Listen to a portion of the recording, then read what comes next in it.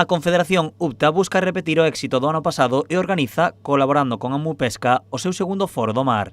A cita este ano celébrase en Vilagarcía en lugar de en Cambados, pero o evento ten os mesmos obxectivos: conseguir melloras para as traballadoras e os traballadores do mar.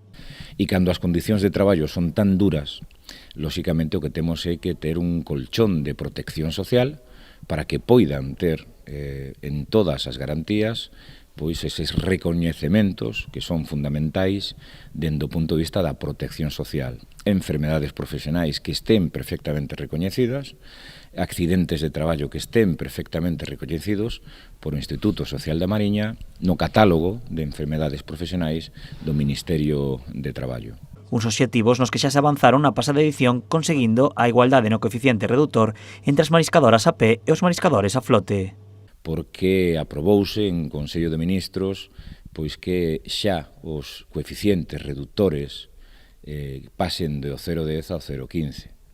Agora está en pleno trámite parlamentario a Lei de Pesca, que xa leva unha das súas cuestións principais establecer eses coeficientes reductores para que mariscadoras, mariscadores a pé teñan as mesmas condicións que aqueles compañeiros que fan a flote.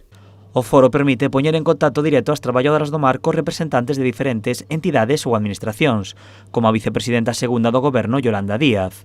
Un contacto directo que para a UPTA é fundamental.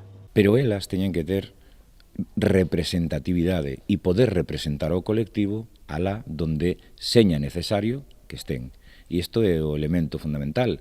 Non teñen que estar suplantada a súa representación por unha organización como nós, sino que nós temos que procurarlle que elas poidan ter voz e que poidan estar nos foros donde se deciden as políticas que lle van a ser de repercusión.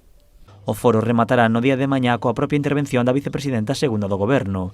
Dende UPTA agardan conseguir melloras para o sector que se vexan reflexadas nas vindeiras datas.